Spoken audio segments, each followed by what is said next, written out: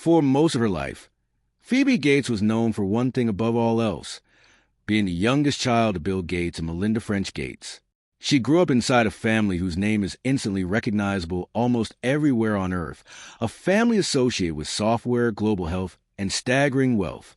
But somewhere along the way, Phoebe decided she didn't want to be defined by that inheritance. She wanted to build something that was unmistakably hers. That decision led her to co-found a shopping startup called Phia, and for a while, it looked like she pulled it off. Now that same company is at the center of an unfolding controversy involving allegations of deceptive sales practices, internal messages that reportedly contradict the company's public statements, and a level of scrutiny that Phoebe has never faced before. Stay with us, because this story only gets messier the deeper you go. Bill Gates doesn't need an introduction. He co-founded Microsoft, became one of the richest people alive, and later reinvented himself as a global philanthropist through the Gates Foundation. Melinda French Gates built her own reputation as a driving force behind that same foundation's work on health and education. Their 3 children grew up with extraordinary privilege, but also under a level of public attention most families never experience.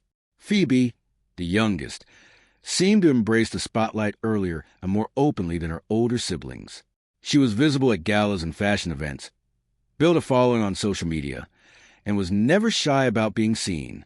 She studied human biology and African studies at Stanford, graduating in 2024 at a ceremony where her mother delivered the commencement address, a moment Phoebe later described as both an ending and a quiet new beginning. It was at Stanford that she met Sophia Kianni, a young climate activist who had already built her own public profile before the 2 women became close friends.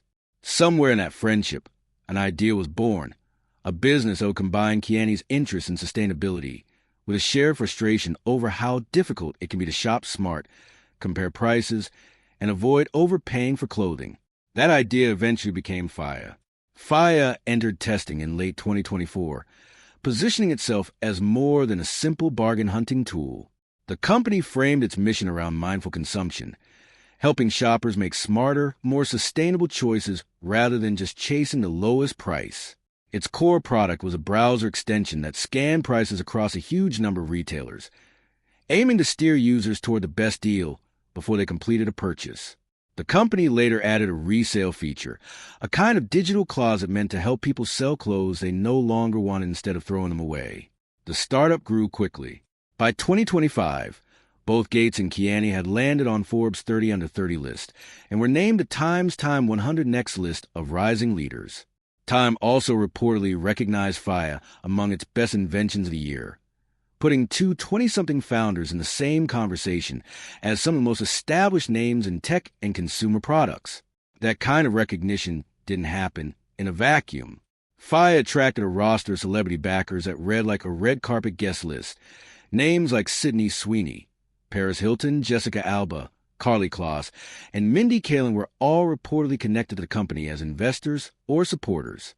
That star power gave Phia an air of legitimacy and cultural relevance that most early-stage startups could only dream of. It also fed directly into the story Phoebe wanted to tell, that this wasn't just a rich kid's vanity project. It was a real business built on real ideas, capable of standing on its own.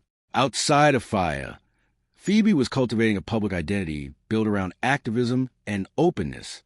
She spoke out in support of reproductive rights and was recognized by an advocacy organization as a rising champion in that space.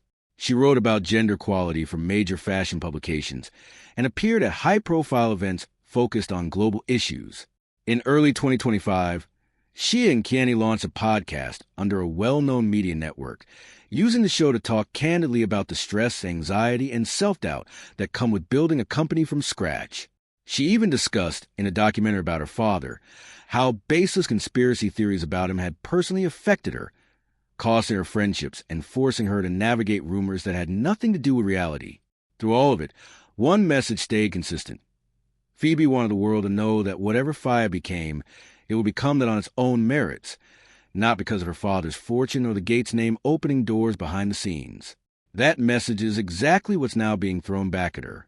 The first real crack in Phia's story appeared in the summer of 2026, when a Bloomberg investigation raised serious questions about how the company's affiliate marketing actually worked. To understand why this matters, it helps to know how affiliate marketing is supposed to function in the first place. When a platform like Phia refers a customer to a retailer, and that customer buys something, the retailer typically pays a commission to whoever gets credit for driving that sale. It's a system built on trust. Retailers rely on accurate tracking to know which platforms, influencers, or marketers actually deserve to be paid for a given transaction. According to Bloomberg's reporting, Phia's browser extension was allegedly doing something far more troubling than simply helping users find the best price. The investigation claimed the extension could overwrite tracking data that belonged to other marketers, effectively inserting Phia's own identifier into a transaction during checkout, even in cases where Phia had done little or nothing to influence the sale. In practice, that would mean Phia could take credit and collect a commission for purchases that someone else had actually generated. In some cases, that commission might have otherwise gone to the creator, influencer, or marketer who legitimately earned it. In the industry, this practice has a name: cookie stuffing. When the allegations first broke, Phia's response was straightforward. A company spokesperson reportedly said the issue had only been discovered within the previous day, and that the team had worked through the night to fix it. It was framed as an unfortunate technical glitch, the kind of bug that slips through unnoticed until someone catches it, gets fixed quickly, and becomes a footnote rather than a scandal. For a little while, that explanation seemed to hold. Then came a second wave of reporting in August, and this time the story shifted from technical mistake to something much harder to explain away. According to follow-up coverage, internal Slack messages reportedly showed that Gates and Kianni had known about the disputed feature since at least December 2025, roughly 7 months before the company claimed to have just discovered it. That gap between "we found this yesterday" and "we've apparently known since December" is the whole scandal in a nutshell. The feature at the center of the controversy was reportedly known internally by a fairly mundane-sounding name, something like an auto discount or coupon drop function, and could allegedly be switched on or off remotely. That detail matters, because it undercuts the idea that this was some unpredictable software bug nobody could control. A feature that can be toggled on and off isn't behaving randomly. Someone at some point is making a decision about whether it's active. One of the more damaging details to emerge involved a message reportedly sent by Phoebe herself in mid-December 2025, in which she allegedly asked colleagues to confirm the feature was live and working across every website the platform supported.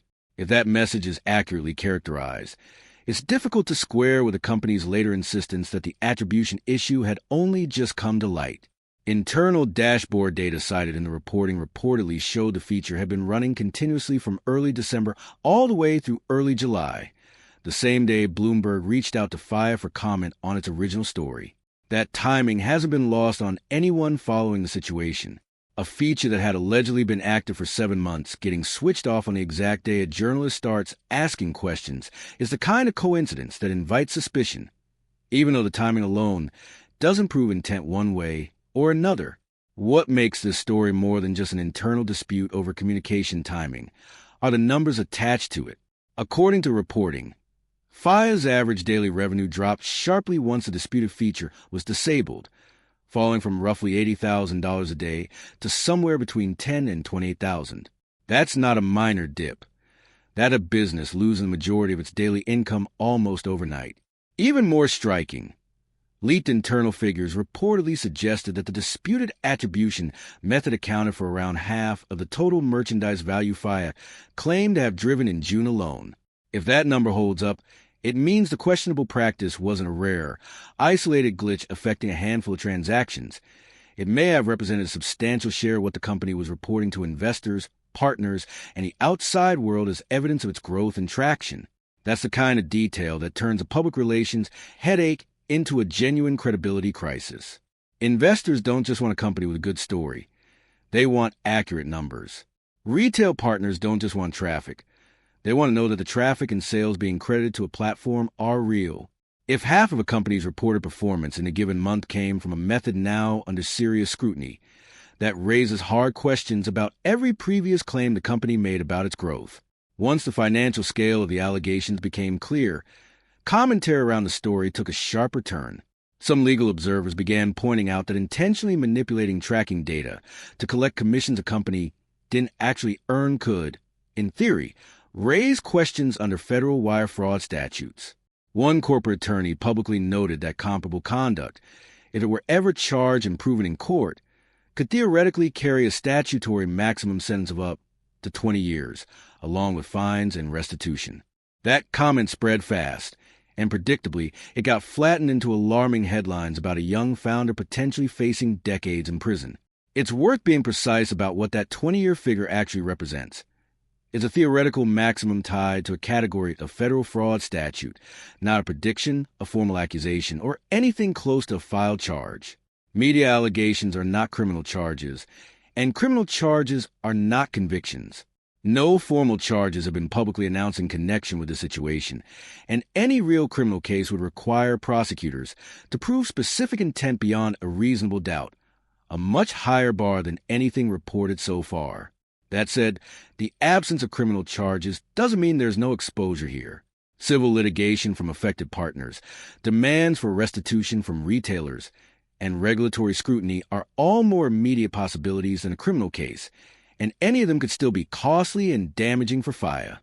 Phia's more recent public responses focus on damage control, explaining its practices, working to reverse affected transactions with brand partners, and trying to reassure the retailers and affiliate networks it depends on.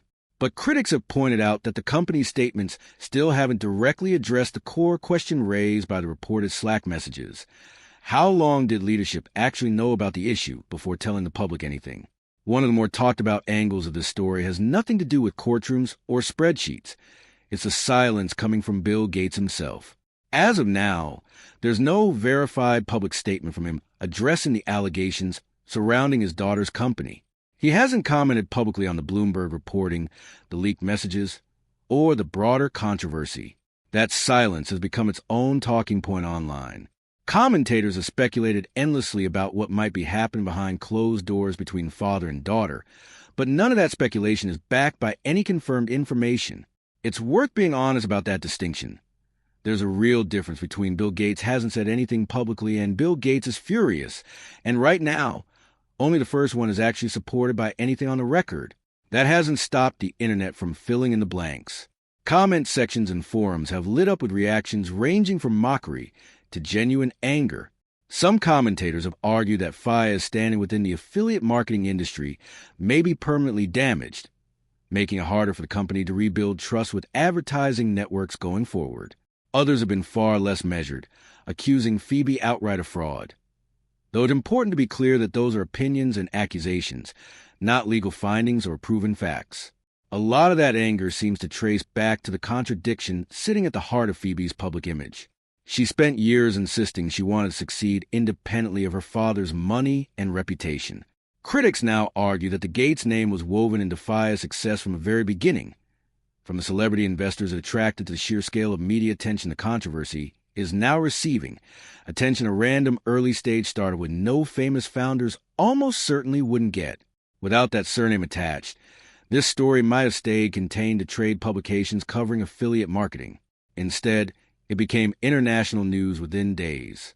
Some of the online commentary has gone further than fair criticism, suggesting a kind of inherited dishonesty running through the family. That claim doesn't have anything resembling evidence behind it, and it says a lot more about how the internet enjoys tearing down prominent, wealthy founders than it does about Bill Gates or the rest of his family. It's also not the first time Phoebe has dealt with backlash tied to her last name. She's spoken before about losing friendships over conspiracy theories involving her father's work in global health, long before Phia ever existed. But this situation is different in one important way. This time, the scrutiny is aimed at decisions reportedly made inside a company she actually runs, not accusations inherited from her father's public life. The practical fallout for Phia is still playing out. The company has reportedly begun unwinding affected transactions with brand partners, an effort clearly aimed at repairing relationships with the retailers and affiliate networks it needs in order to keep operating. Trust is the entire foundation of affiliate marketing. Retailers need confidence that the credit they're handing out for sale is actually going to whoever earned it. If partners come away believing Phia claimed credit it didn't deserve, winning that trust back could take far longer than fixing the underlying software ever did. Legally, the picture remains uncertain. No criminal charges have been filed as of this reporting. Comparisons to federal wire fraud statutes have circulated widely in commentary, but comparisons aren't convictions, and speculation isn't proof. Any serious criminal case would hinge on demonstrating intent, and that's a difficult, fact-intensive process that takes far more than leaked internal messages and an attorney's public comment. Civil claims, partner disputes, or regulatory inquiries are more plausible near-term outcomes, and any of those could still carry real financial and reputational consequences for the company. There's also the matter of Phia's broader brand identity, which makes this controversy sting more than a typical business dispute might. The company built its image around mindful, sustainable consumption and ethical business practices.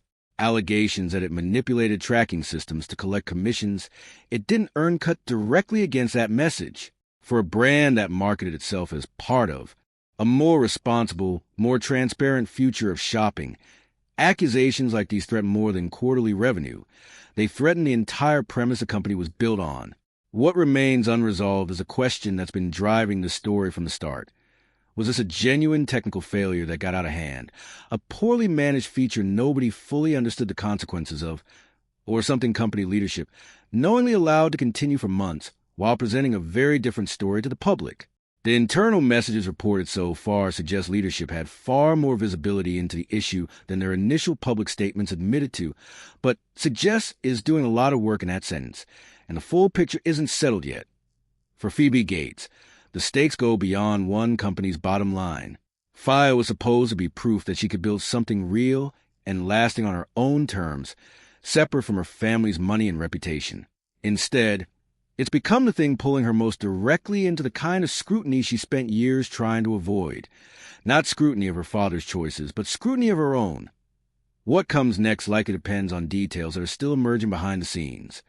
Further reporting on internal communications, how retailers and affiliate partners respond in the weeks ahead, and whether Gates and Kianni offer a more complete explanation of what they knew and when they knew it.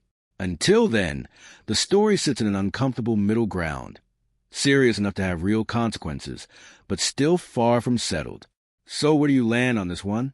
Does this look like a young company that made a costly mistake and is now trying to clean it up, or does the timeline suggest something far more deliberate? Let us know what you think in the comments. And if you want more breakdowns like this one, stick around for what's coming next.